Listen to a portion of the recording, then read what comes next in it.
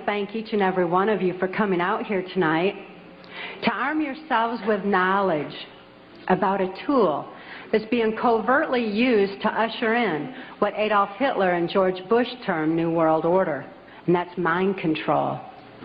These criminals that are in control of our country operate on the philosophy that secret knowledge equals power. For as intelligent as these perpetrators are, they're limited in their thinking by their own immorality. They don't have wisdom, they don't think deep, and they never considered the strength of the human spirit. I know that I'm extremely fortunate to have survived my CIA, MK Ultra, White House, Pentagon level, trauma base, mind control victimization. I'm telling everything that I witnessed and saw and heard and photographically recorded behind the scenes of this New World Order effort. These truths have been covered up and kept from all of us for a long time under a blanket of so-called national security. I'd like to begin by defining mind control. I realized that my experience was extreme, that the extensive, total robotic, absolute mind control I endured is more limited than the kind of mind control that's proliferating in society. Mind control has kind of a sliding scale where you've got the total robotic mind control on one side, and you've got mind control that's proliferating, such as in occultism in this country, or Global Education 2000, where children are losing their freedom of thought and their ability to critically analyze. And as Mark and I have heard so many, many times from people who have read the book and heard us speak out, that this is a thread that's tying things together. All of a sudden, this whole New World Order is making sense. The erosion of constitutional values, the erosion of morality in this country, all of a sudden, it begins to make sense when we learn about mind control. I was born in 1957 in Muskegon, Michigan, to a multi-generational incest-based family. My father sexually abused me as far back as I can remember, and I've often heard him state that he began substituting his penis for my mother's nipple while I was still an infant. I tell you this so that you can understand that my sexuality was confused in infancy. It was put into an area of my brain that's much like survival, like eating and drinking would be. The sexual abuse that I was enduring was so horrific that I developed dissociative identity disorder. Even though I couldn't understand that what my father was doing was morally wrong, the pain and the suffocation of his abuse was so extensive that I developed dissociative identity disorder. Therefore, I developed a compartment in my brain, a little area behind amnesic barriers that was actually the neuron pathway shutting down in my brain in order to compartmentalize the memory of the abuse so that the rest of my mind could function normally as though nothing had happened. So if I'd see my father at the dinner table, I didn't remember sexual abuse. But as soon as he unzipped his pants, the part of me, that part in my brain that knew how to deal with that horrific abuse, the neuron pathways actually physically opened up so that that part of my mind could deal with my father again and again and again as needed. I developed another compartment in my brain to deal with my mother's abuse. Her abuse was primarily psychological.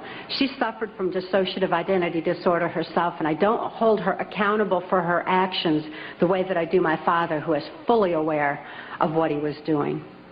My mother destroyed any remnants of self-esteem that I might have developed, and her abuse was so horrific that I developed another compartment in my brain just to deal with my mother. I developed another compartment to deal with the child pornography that my father was subjecting me to. At that time, there's a criminal faction of our government that was interested in targeting children such as myself for mind control, because this compartmentalization of memory was something that they deemed ideal for keeping government secrets. Additionally, people who suffer from dissociative identity disorder develop a photographic memory behind those amnesic barriers, because the brain has a defense mechanism that when trauma occurs, it photographically records events surrounding trauma. That way I could deliver messages to and from government leaders, or in my case also drug lords, who were involved in funding the black budget and funding the New World Order controls. Dissociative identity disorder persons also develop 44 times visual acuity.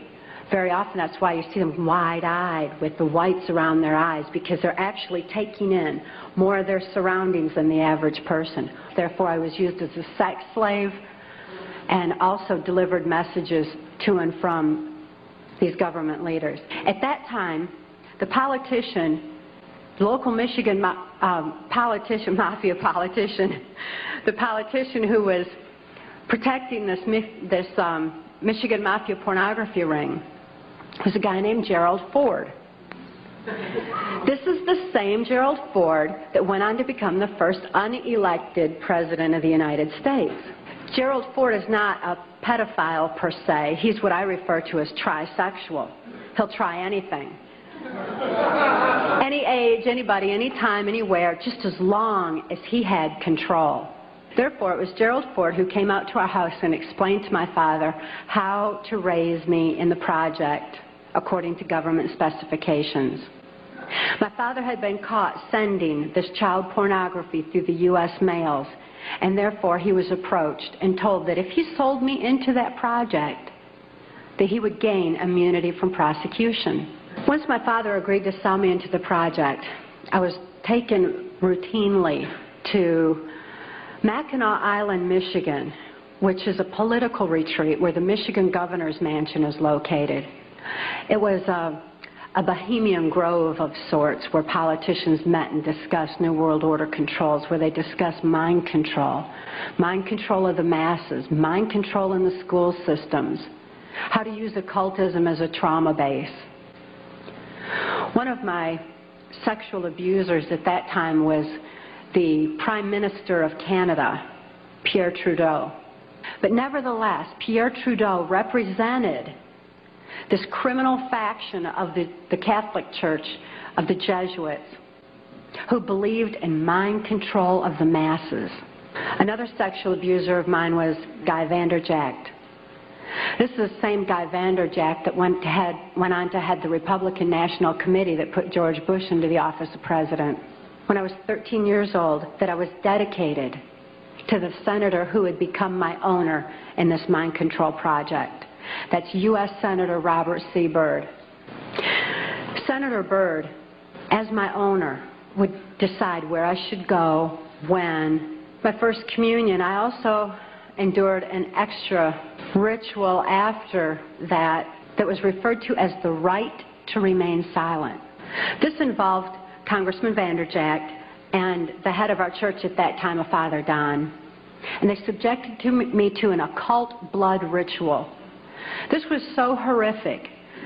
It was this reversal of the Catholic Mass. It confused my mind, because when a person's operating on a subconscious level because they're so traumatized that consciously there's no place for what they're enduring, the subconscious mind has no ability to discern and to question and to reason the same way that the conscious mind does. And this reversal of the Catholic Mass into occultism just made it all seem to run together in my mind. You know that part of my brain that I said would open up to deal with my father's abuse again and again? They changed that so that they decided when, where, and how that particular compartment of my brain would be opened and accessed. And they replaced the triggering mechanism with hypnotic codes, keys, and triggers, hand signals. There's also phone tones that can also open those neuron pathways and give access to the compartmentalized memory as well. But with the right to remain silent, I lost my capacity, my ability for free will thinking. That all I ever heard from that point on was the voices of my abusers directing me, telling me exactly what it was I was supposed to do.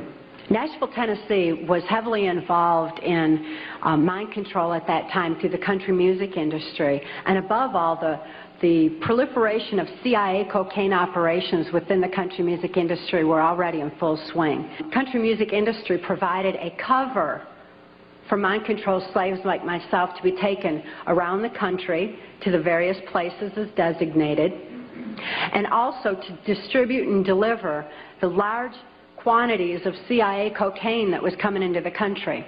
It was my experience that the CIA's so-called war on drugs is no more than the CIA eliminating their competition. Occultism is oftentimes used as a trauma base for mind control. Who can comprehend that kind of a trauma? Blood ritual is absolutely horrible, and it's a perfect trauma base for mind control, for the compartmentalization of memory. I witnessed Wayne Cox murder a railroad bum down at Nashville's Union Station. It was abandoned at that time, and there were bums around, and he shot him right between the eyes and cut off both of his hands. I was programmed that Wayne Cox would be my first handler. Wayne Cox would follow Senator Byrd's directions and instructions, and above all, he would be subjecting me to more trauma sufficient to satisfy the numerous compartments Senator Byrd wanted developed in my brain for mind control programming so that I could carry out various operations during the Reagan-Bush administration. By that time, Bill Clinton's drug operation was in full swing. He was governor of Arkansas. I delivered it to Bill Clinton, and he cut out 2 lines of the coke, and he did inhale. It was my experience that Bill Clinton is bisexual, leaning far more towards a homosexual end. All I've ever seen him involved in was the homosexual activity, with very limited experience with him myself. Whereas my experience was much more prevalent with Hillary Clinton, because Hillary is also bisexual, leaning more towards a homosexual end, and it was she who accessed my sex programming. Around the same time, J. Bennett Johnston subjected me to some other mind manipulation that involved, instead of an occult theme, an alien theme. Now these guys who are manipulating my mind and programming me for mind control purposes claimed, and these criminals in control of our country as well, claimed to be gods, demons, and aliens, in order that I feel totally helpless. I know for a fact that the plan is to make all of us feel totally helpless, that what's happening is beyond our realm to affect because we've been taken over by aliens, that our Independence Day is dawning. So beware of that. So when they say, it's aliens, and they show us some incredible technology, don't fall into the trap of feeling totally helpless. Being within the country music industry, we had a second handler. His name was Alex Houston. But I understand good people don't think that way. They don't have criminal minds. They don't think to look for that kind of criminal activity until their eyes are open to truth.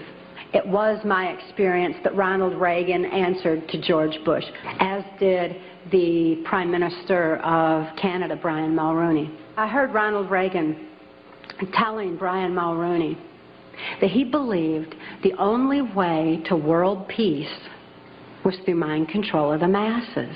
Is information that you have a right to know and a need to know, and their controlled medias are not going to suppress truth.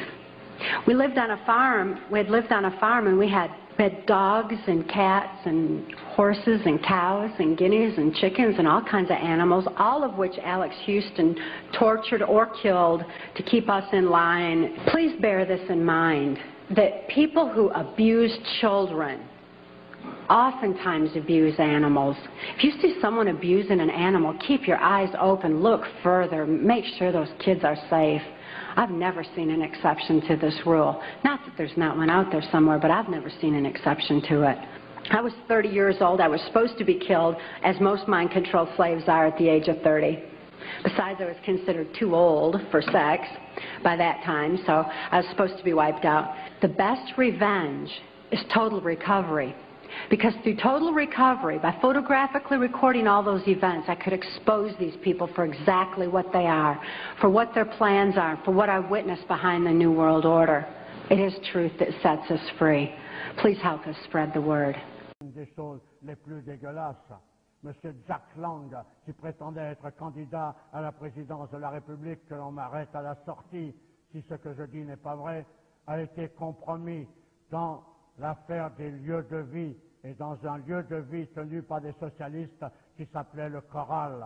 Et là, des gamins étaient prostitués à des gens comme Jack Lang, et un gosse a été trouvé mort, sodomisé, la tête dans un seau de merde, que l'on m'arrête à la sortie si ça n'est pas vrai. Je soutiens totalement, c'est une histoire à dormir debout, c'est une histoire surréaliste, c'est un acharnement, une sorte de lynchage juridictionnel. Moi je suis révolté, indigné, scandalisé, et je le dis, il ne faut pas laisser faire.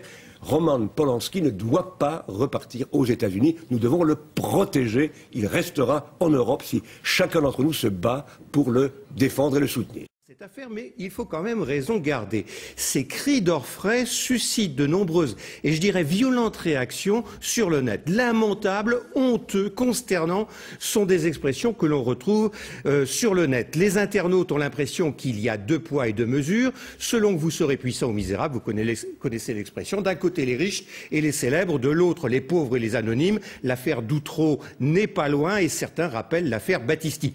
Être cinéaste n'est pas une excuse. Il n'est pas au-dessus des lois. En France, il aurait été condamné. Quelques internautes font valoir que 30 ans, c'est bien long, qu'il faut cesser cet acharnement, mais ils sont bien isolés, coupables ou non coupables, que la justice fasse son travail. C'est ce qui revient le plus souvent. Un ministre français devrait faire preuve de retenue. Dans notre pays, Monsieur Lang, ça ne se passe pas comme ça. On applique la loi et lorsqu'elle n'est pas appliquée, on ne déplace pas les procureurs d'une région à une autre. La sexualité d'un gosse, c'est absolument fantastique. C'est quand même, il faut être honnête, sérieux. Un petit gosse. Moi, j'ai travaillé avec avant, les tout petits, là, les tout petits, c'est autre chose, mais avec des gosses qui avaient entre 4 et 6 ans. Vous savez, quand une petite fille de 5 ans et demi, commence à vous déshabiller, c'est fantastique. C'est fantastique parce que c'est un jeu absolument érotico-maniaque. Oh mais non, à peine parce que vous y attendiez. Ah, enfin, qu'est-ce que c'est que cette histoire? Je vous dis pas que J'en ai marre des réseaux sociaux, les réseaux sociaux, les réseaux sociaux. C'est qui les réseaux sociaux? Mais les réseaux sociaux. Donnez-moi un nom. Oui, mais il y a tellement de cons sur les réseaux sociaux. Daniel, du tout. Détendez-vous, Daniel. Voilà. Non, j'en ai marre de Ferme sa gueule et qu'il soit médecin. Je suis submergé par cette réalité donc d'Emmanuel Macron. Et en votant Emmanuel Macron, on défend la démocratie. Salut à tous et toutes, vous écoutez Calivision, nous sommes pas en direct. J'enregistre une revue de presse pour vous tenir au courant des évolutions de l'affaire Epstein. On a fait de très nombreuses émissions sur l'affaire Epstein, appelez-le comme vous voulez. Moi j'ai pris l'habitude de l'appeler Epstein. Donc Epstein, pour ceux qui dormiraient dans une grotte depuis 3 mois, c'est ce millionnaire pédophile, millionnaire ou milliardaire, hein, sa fortune est assez mystérieuse. En tout cas, c'est un énorme pédophile qui était tout simplement à la tête d'un réseau pour l'élite à laquelle il fournissait des jeunes filles allant de 12 à 16 ans. Enfin, le plus gros salopard de l'histoire récente. Et si on en croit les déclarations de l'avocat d'une de ses victimes, on va bientôt apprendre qu'il était le pédophile le plus prolifique de l'histoire américaine. Et la personne qui nous l'apprend, un peu malgré elle, c'est cette journaliste d'ABC. Vous vous en souvenez, on en avait parlé lors des différentes émissions. D'ailleurs, j'ai mis tous les liens dans la description, hein, ils sont en bas. Si vous voulez regarder ou écouter toutes les émissions qu'on a réalisées sur Jeffrey Epstein, il y en a 6 ou 7 qui sont bien longues en plus, donc vous avez de quoi faire. Je ne vais pas revenir en détail sur l'affaire Epstein puisqu'on l'a déjà fait à de nombreuses reprises. Mais justement, dans ces émissions, on avait parlé d'une enquête d'ABC News, chaîne d'information américaine, qui avait été trappée, comme on dit dans le milieu, tout simplement squeezée, non diffusée, à l'époque, sans trop de raison. Enfin, en tout cas, on ne sait pas trop pourquoi exactement. Et la journaliste qui était dans cette enquête, enfin qui a travaillé à cette enquête, a récemment fait une déclaration. Enfin, c'était Au mois d'août, juste après l'annonce de la mort de Jeffrey Epstein en prison, la journaliste donc, qui était responsable de cette enquête, journaliste assez connue aux États-Unis de ABC News, eh bien, elle a été enregistrée malgré elle, à son insu, en train de faire des déclarations étonnantes. Vous allez voir, je vais vous laisser écouter ça et puis je vais évidemment vous traduire au fur et à mesure ce qui est dit pour ceux qui ne parlent pas anglais. Donc on va écouter la vidéo. La vidéo originale, elle a été publiée par le projet Veritas, qui n'est pas une source extrêmement fiable, mais bon, en l'occurrence, cette vidéo, elle aura été fournie par un lanceur d'alerte, si on peut dire, de la chaîne ABC News, et la vidéo est authentique. Il y a même eu une réponse de la journaliste qui a admis que cette vidéo était absolument authentique. C'est pas un deepfake ou je ne sais quoi. C'est une vidéo 100% authentique qui donc a atterri entre les mains de Projet Veritas. Je vous ai mis le lien vers leur vidéo à la base. Mais là, ce que je vais vous diffuser, c'est une version un peu montée où j'ai enlevé le commentaire de Projet Veritas et je vous ai simplement mis ces déclarations, cet enregistrement donc qui a été fait, je le rappelle, à son insu. Elle était en plateau, mais elle n'était pas en train de présenter le journal ou de parler lors d'une émission. C'est un plan qui était hors antenne. La séquence que vous allez voir, c'est quelque chose qui s'est passé hors antenne, qui n'était pas... il n'était pas prévu que cette séquence soit diffusée. En même temps, c'est une séquence complètement explosive. Donc c'est sûr que voilà, on le sent rien qu'à son ton, rien qu'à sa manière de parler, qu'elle n'est pas à l'antenne. Ça se sent. Mais évidemment, c'est pas quelque chose qui s'est déroulé à l'antenne de ABC. C'est un extrait donc hors antenne, un peu comme cette vidéo, je ne sais pas si vous vous en souvenez, de Nicolas Sarkozy. Qui parlait, c'était à France 3, qui parlait avec les salariés de France 3. Voilà, la vidéo avait été révélée, mais elle n'avait jamais été diffusée sur France 3, bien évidemment. C'est donc un employé d'ABC qui l'a envoyé à Projet Veritas. Je vous laisse écouter et je vais vous traduire donc les propos de cette journaliste. Je vous mets l'image et je vous laisse écouter ça, c'est assez incroyable. I've had the story for 3 years. I've had this interview with Virginia Roberts. We would not put it on the... Donc elle avait cette histoire, l'histoire Epstein, depuis 3 ans. Elle avait une interview avec Virginia Roberts, une des victimes de Epstein. Et ils n'ont pas voulu la diffuser. D'abord, on m'a demandé, mais qui est Jeffrey Epstein? First of all, I was told, who's Jeffrey Epstein? No one knows who that is. This is a stupid story. Qui est Jeffrey Epstein? Personne ne le connaît, c'est une histoire stupide. Then the palace found out that we had her whole allegations about Prince Andrew and threatened us a million different ways. Et ensuite, le palais, donc le palais royal de la famille royale d'Angleterre, a découvert que nous étions en train de faire cette enquête, que nous avions toutes les allégations à l'encontre du prince Andrew, et ils nous ont menacés d'1 million de manières différentes. We were so afraid we wouldn't be able to interview Kate and Will that also quashed the story. Alors, écoutez bien, on leur a dit, on lui a dit à cette journaliste à ABC News, on est tellement inquiet de ne pas pouvoir interviewer Kate et William, Kate Middleton et William, le prince William, le couple royal dont les médias n'arrêtent pas de nous parler dès qu'il y a un événement, un bébé, un mariage, une cousinade ou je ne sais quoi. Donc on lui a dit non, si on ne peut pas interviewer Kate et William, impossible, on ne passe pas l'histoire. Donc c'est aussi une des raisons qui a été avancée pour refuser de diffuser cette histoire sur Jeffrey Epstein. Ça continue. And then Alan Dershowitz was also implicated in it because of the planes. She told me. Donc Alan Dershowitz, avocat de Jeffrey Epstein, avocat proche du Parti démocrate aux États-Unis, était impliqué également à cause des avions. Virginia Giuffre donc lui a dit tout, lui a tout dit. She had pictures. Elle avait des images, elle avait tout. She had everything. She was in hiding for 12 years. We convinced her to come out. Elle était cachée depuis 12 ans, on l'a convaincue de sortir, on l'a convaincue de nous parler, c'était incroyable. We convinced her to talk to us. It was unbelievable what we had. Clinton, we had everything. C'était incroyable tout ce qu'on avait dans cette enquête. On avait Bill Clinton, tout. I tried for 3 years to get it on, to no avail, and now it's all coming out, and it's like these new revelations.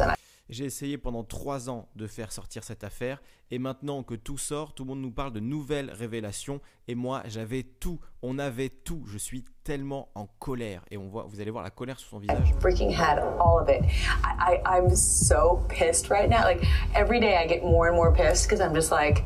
Tous les jours, je suis de plus en plus dégoûté parce que je me dis mais putain, on avait tout. On avait tout et c'était une affaire absolument incroyable. Oh my God, what we had was unreal. Other women backing it up. d'autres femmes donc qui confirmaient les faits. Hey, yep. Brad Edwards, the attorney. Elle parle à son producteur. Donc l'avocat de Giuffre, son avocat, donc qui lui avait déclaré au micro, à l'antenne, elle avait ça dans son reportage, ils avaient ça à ABC News. Donc l'avocat Brad Edwards de Giuffre, donc une des victimes de Jeffrey Epstein, qui disait 3 years ago saying there will come a day when we will realize Jeffrey Epstein was the most prolific pedophile this country has ever known. Un jour va arriver où nous découvrirons que Jeffrey Epstein était le pédophile le plus prolifique que ce pays ait jamais connu. Voilà la phrase qu'elle avait dans son documentaire il y a 3 ans déjà. Et son rédac-chef lui ont dit non mais c'est qui Jeffrey Epstein? On ne connaît pas, on ne sait pas qui c'est, ça ne nous intéresse pas. Donc ils ont squeezé l'histoire. I had it all 3 years ago. J'avais tout il y a 3 ans. I've had the story for... Bon, désolé pour les petits bruits de cœur, c'est pas moi qui les ai rajoutés, hein, les petits poum poum bien stressants comme ça. Non, c'est le ton de Projet Veritas, malheureusement c'est eux qui ont remanié la vidéo. Bon, ça continue.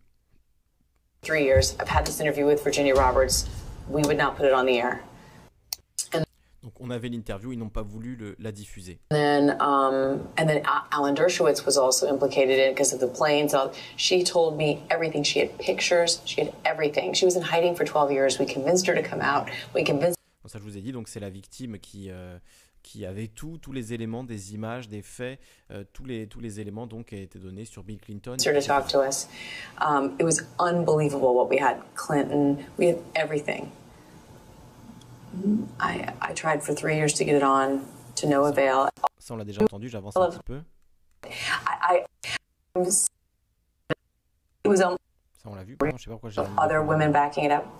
Hey, yep. Brad Edwards, the attorney, 3 years ago, saying... Ça aussi on vient de le voir, désolé, il y avait 2 fois l'extrait, je l'ai remonté 2 fois en fait. Ah voilà, donc il y a une personne qui parle avec elle et qui lui dit ce qui était vraiment bizarre, c'est qu'on allait perdre l'accès à tous ces gens très haut placés, puisque Jeffrey Epstein avait un tel réseau qu'évidemment, si ABC News révélait tout l'étendue de ce qu'ils savaient sur Jeffrey Epstein, ils allaient perdre notamment l'accès à la famille royale, l'accès à Woody Allen, l'accès à Bill Gates peut-être, selon tous ces gens que j'ai cités qui sont mêlés dans l'affaire Epstein. Donald Trump, Bill Clinton, on peut en citer beaucoup, le prince Salman d'Arabie Saoudite, des banquiers, des journalistes, des scientifiques. Il était notamment lié avec des gens à Harvard, au MIT. Bon, une connexion de gens très puissants, un réseau de gens très puissants, donc qui là aussi jouait en sa faveur, en la faveur de Jeffrey Epstein, et lui permettait d'éviter qu'on parle trop de lui dans les journaux, puisque évidemment si vous vous fâchiez avec Jeffrey, vous vous fâchiez aussi avec tous ses amis. Well, then I got a little concerned about why I couldn't get on. Et donc Kelly, à ce moment-là, je me suis demandé pourquoi je ne pouvais pas faire passer cette histoire. Justement, peut-être à cause de tous ces liens et de ce réseau extrêmement puissant qui, malgré la mort de Jeffrey Epstein, eh bien, est toujours actif, hein, visiblement. Donc là, on lui pose la question, est-ce que tu penses qu'il a été tué? Donc c'est toujours Amy Robach, j'ai même pas dit son nom depuis le début, Amy Robach de ABC News, donc journaliste à la ABC News. C'est quand même une grosse journaliste, hein. C'est comme si Laurence Ferrari ou Claire Chazal ou une journaliste de ce calibre-là faisait ce type de révélation. C'est pas une petite journaliste à la petite semaine, hein. Les faits ont été vérifiés, elle a dû même s'excuser. Enfin, je vous dirai ce qu'elle a dit après cette révélation dans quelques instants. On va regarder d'abord la fin de la vidéo. Donc on lui pose la question, est-ce que tu penses, Amy, qu'il s'est suicidé, Jeffrey Epstein? Est-ce qu'il a été ou est-ce qu'il a été tué? So do I think he was killed? 100%. Yes, I do. Because he made his whole living blackmailing people. Est-ce que je pense qu'il a été tué? À 100%, oui, je le pense. Est-ce que vous voulez la vérité? Il a passé sa vie à faire du chantage aux gens.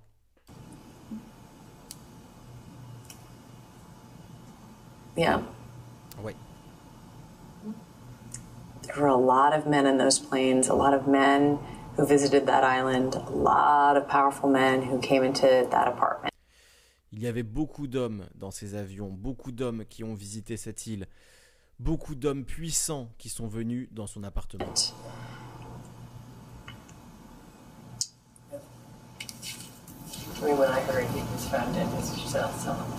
Alors ça c'est la personne qui parle avec elle qui lui dit quand j'ai entendu qu'il avait été trouvé mort dans sa cellule, j'étais tellement... 3 petits points.